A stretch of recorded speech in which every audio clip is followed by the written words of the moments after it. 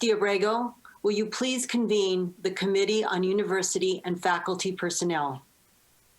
Thank you, Chair Kimball. Will the Committee on University and Faculty Personnel please come to order?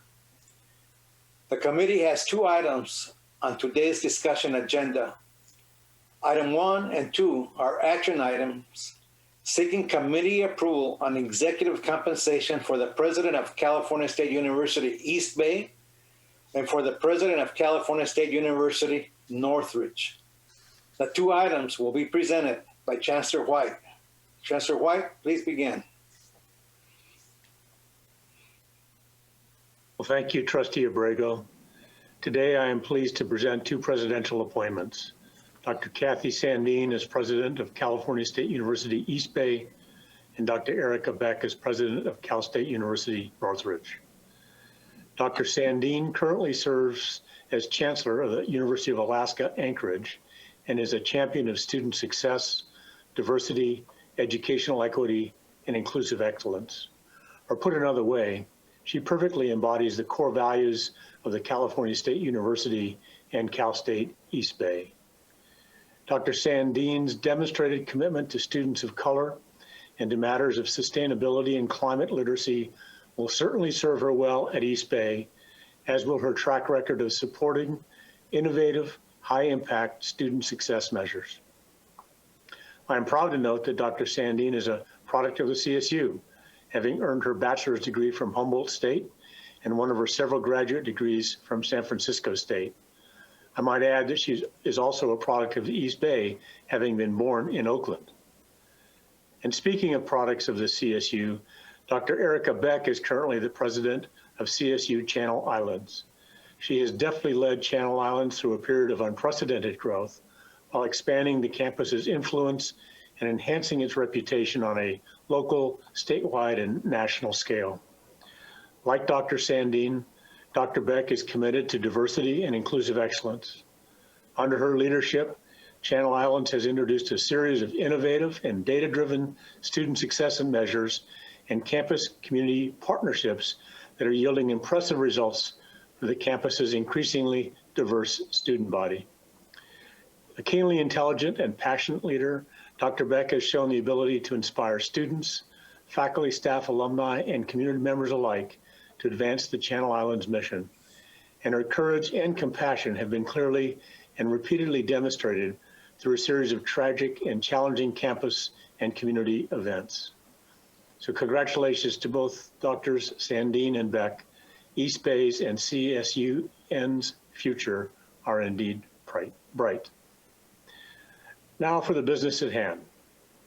As published in the amended item before you, I recommend that the newly appointed president of Cal State East Bay, Kathy Sandeen, receive an annual salary of $389,238.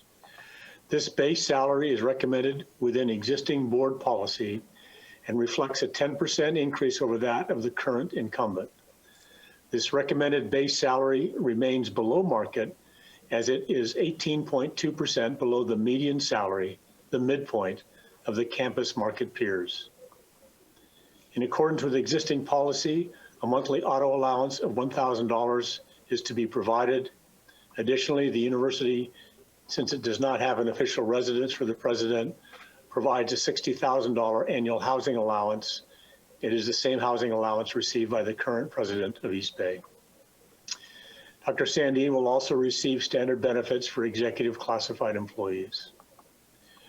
Next, as the new president of CSUN, I recommend that Dr. Erica Beck receive an annual salary of $415,952. This base salary is recommended within existing board policy, and it reflects a 10% increase over that of the current incumbent. This recommended base salary remains below market, as it is 16.5% below the median salary, the midpoint of the campus market peers. In accordance with existing policy, a monthly auto allowance of $1,000 is provided. The University Corporation at CSUN owns the president's residence near the CSUN campus and has notified the CSU of their need to sell the house in the new year. Therefore, a $60,000 annual housing allowance will be provided consistent with policy. In her new appointment, Dr. Beck will continue to receive standard benefits for executive classified employees. To members of the committee and board, I recommend approval of compensation for the incoming presidents of Cal State East Bay and CSU Northridge as published in the respective agenda items. Trustee Abrego, thank you. That concludes my presentation. Thank you, Chancellor White, for your presentation. The committee will vote on each item separately, and there will be an opportunity for comments and discussion prior to the vote. Executive compensation for the president of California State University East Bay is an action item before the Committee on University and Faculty Personnel. May I have a motion on this item by a member of the committee? So moved. So moved. Second. For a second. Second. Is there any discussions or comments by any member of the board?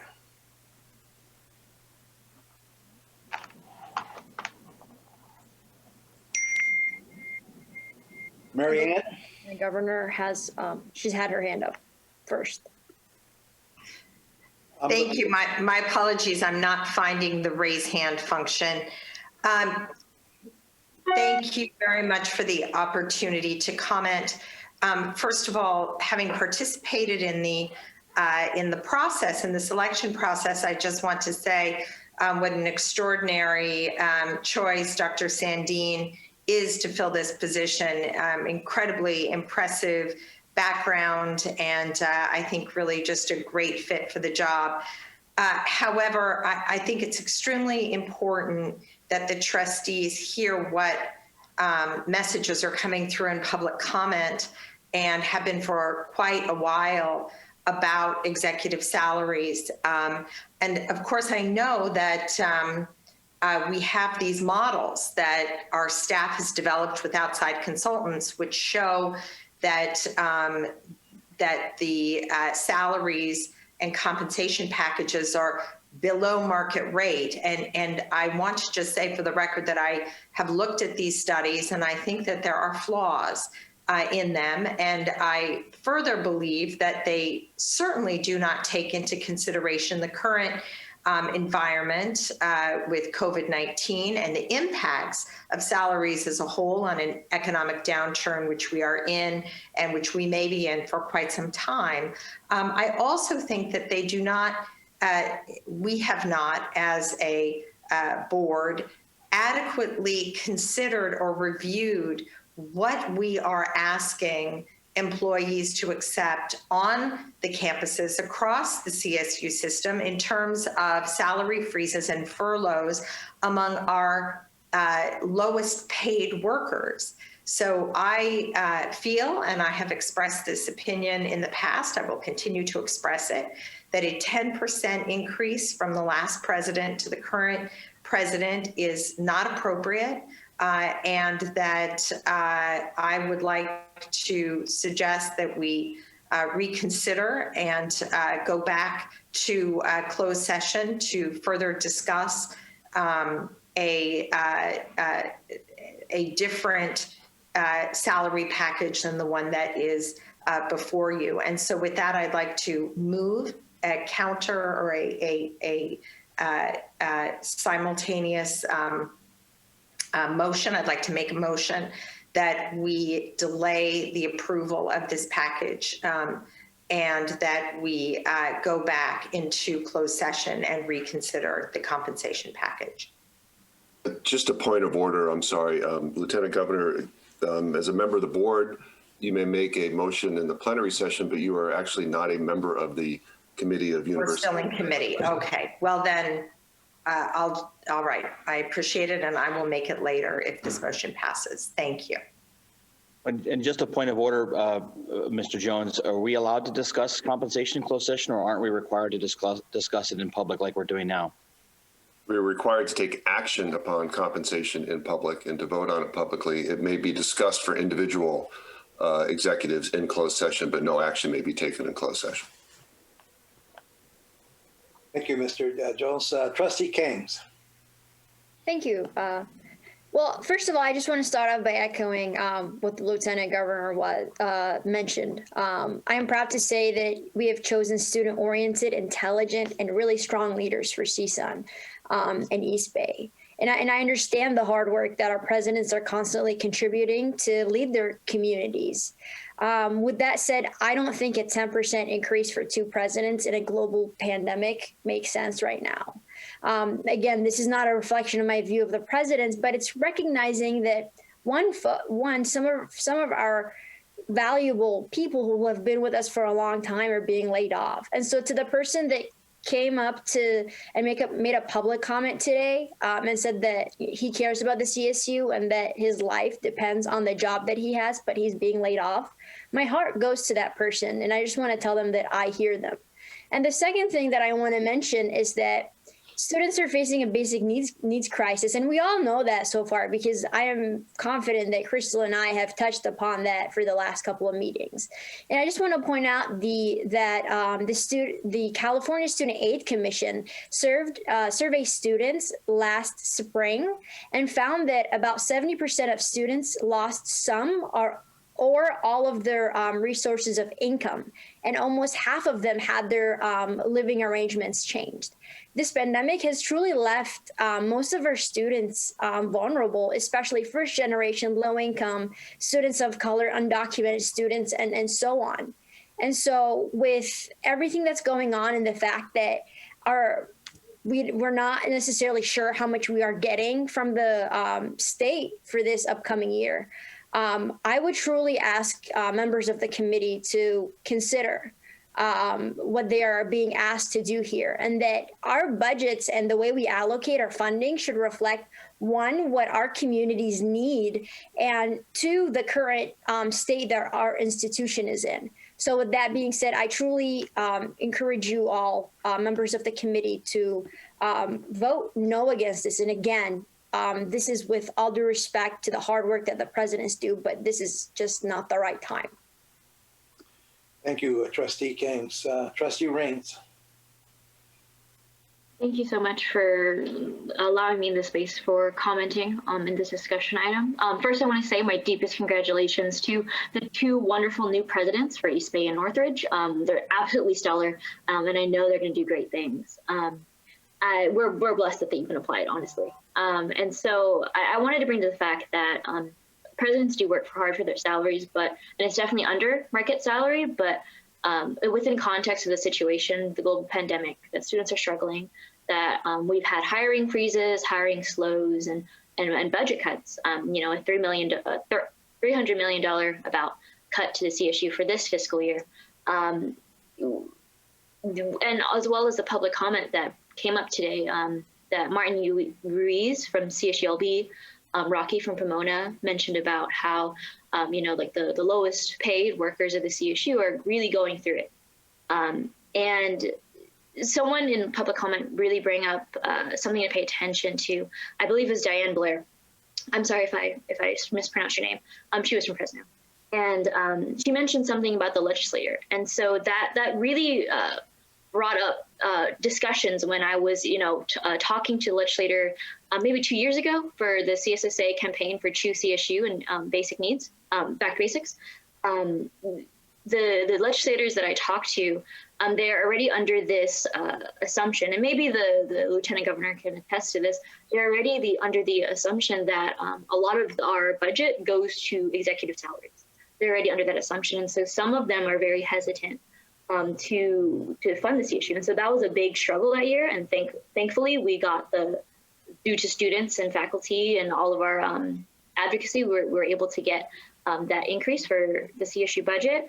But, as Pamela Robinson said today in public comment, maybe it's not today. I'd alternatively, I recommend a guaranteed salary increase after 3 years, after that budget outlook, the grim budget outlook of the state. But, as Tessie Reese said from SDSU, not today. And so I'd urge this committee to vote no on this proposition. Thank you. Thank you, Trustee Rains. Chair Kimball. Yes, I also want to congratulate our newest presidents. They are truly stellar, and I'm so excited to be working with them. And I would respectfully disagree with the Lieutenant Governor. I have looked at the figures, and I believe that a number of our presidents are receiving salaries well below the median. However, I, along with the student trustees and Lieutenant Governor, believe that in this severe economic downturn, we don't know when this will end, and substantial state budget cuts, I don't believe this is the time to be raising salaries. Thank you, Chair. Trustee Day. Sorry, Chair Abrego, that was an accident. I'm prepared for a vote when you're ready. Trustee Sabelis. Yes, I would like to align myself with the comments of the Lieutenant Governor and the student trustees and of Chair Campbell. I fully believe that our campus leaders need to be compensated at a market rate, or maybe above market rate, because California is more expensive than other states. These leaders are are comparable to CEOs of large corporations, or maybe even leaders of cities. Larger campuses are almost like small cities, and they deserve to be well compensated. Also, it's very difficult to attract a diverse talent pool with the current salaries that we offer. Excellent leaders of color are high in demand and are being headhunted. And we want to bring diverse leaders into the system, and it's increasingly difficult when we don't pay comparative salaries. Now, again, it is not the right time, but I wonder where the public outrage is when coaches are not paid several $100,000, but several $1 million. Fortunately, not in our system, but the highest state employees are athletic coaches of colleges, of state universities. I wish the public would come out then and try to save money and not tolerate such frivolous and exorbitant expenses. Leaders of the entire campus deserve a high salary because of their extreme responsibilities. But this is really a bad time, and the amount is also at a range that I cannot support. Thank you. Trustee Carney. Thank you. I just want to assure the people who spoke about this issue during public session that I and other trustees hear what they say. It is heartbreaking to understand the layoffs that are happening, even though they are small in number. Each person who is laid off, for each person who's laid off, it is a tragedy. And it's not that we do not hear that. But the truth is that there's never a right time to raise the pay of a president. So in the good times, when we receive more money from the legislature and we want to do this, then the legislature tells us that that's not what the money was for. And I, for one, am very tired of feeling that I need to apologize to presidents, saying that it isn't that we undervalue you, even though we don't pay you enough. When presidents' salaries are substantially below the median, not even close to the median of comparable institutions, how can we say that we respect them? So I am going to, during the board session, vote in favor of these increases in compensation, assuming they get out of committee, not because I'm unconcerned about the hardship that many people in the CSU are experiencing and that people in the state are experiencing, but because it is also unfair to perpetuate hardship for presidents. Thank you. Thank you. Trustee McGrory. So likewise to the chair, congratulate the two new incoming presidents. Those were complicated, long searches, and I think we got, as a result, two incredibly well-qualified presidents. With respect to the compensation issue, We all know that our presidents are well and far behind market.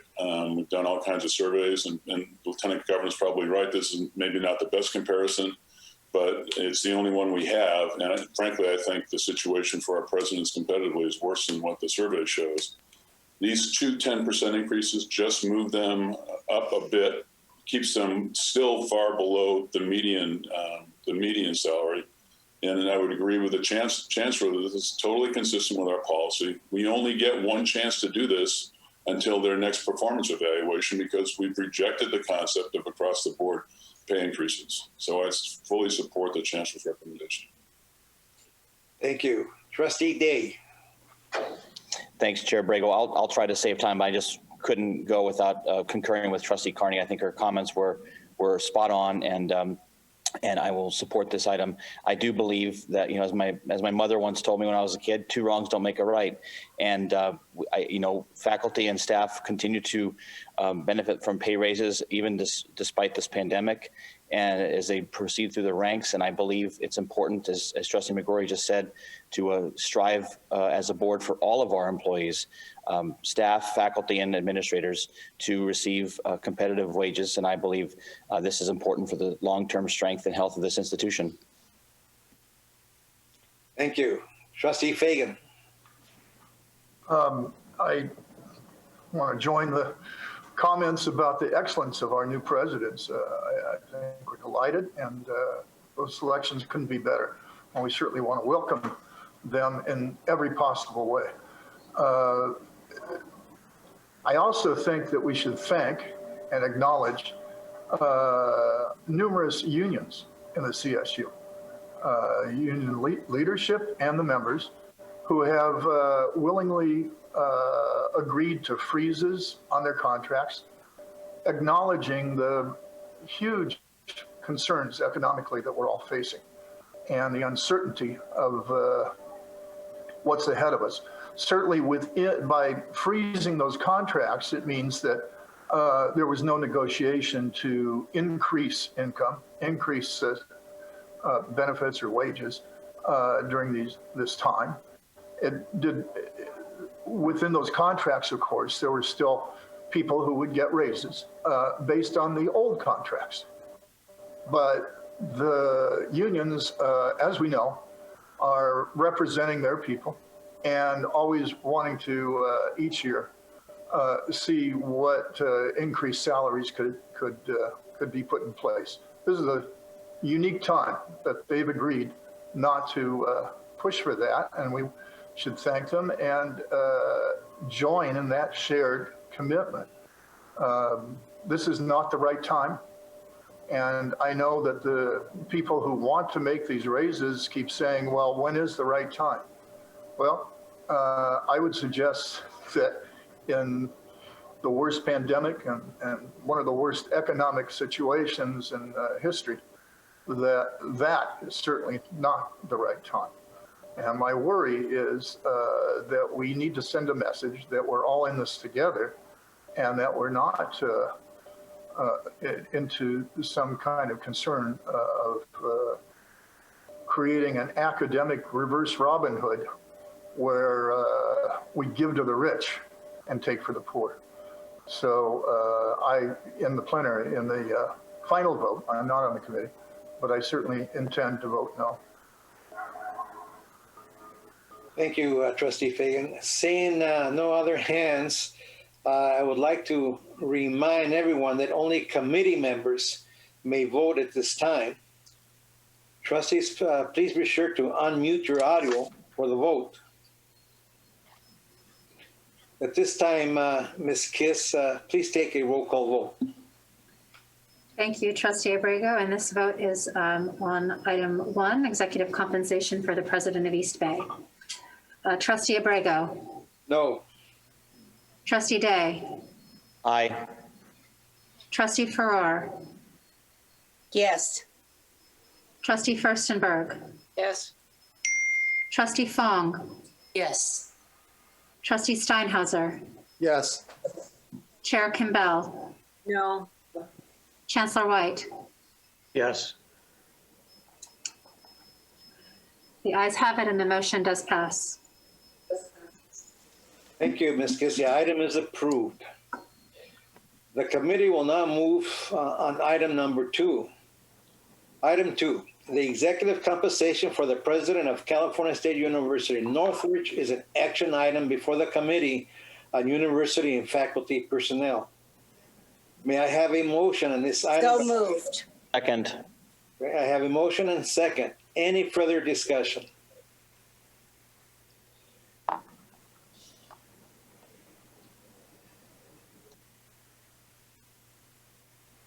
At this time, I would like to ask Ms. Kiss, only members of the committee can vote. At this time, Ms. Kiss, please take a roll call.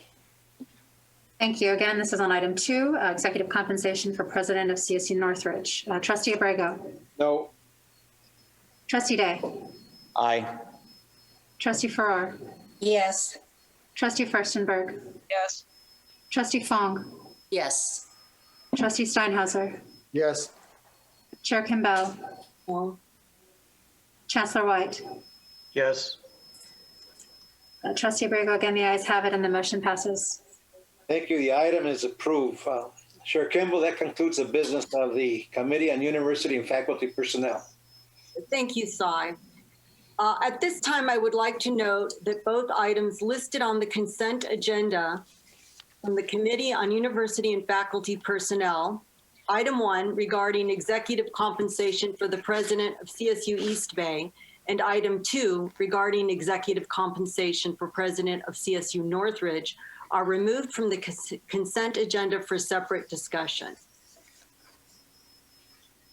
Is there a motion for item 1? Chair Kimbell or Secretary Jones, a quick point of order regarding process.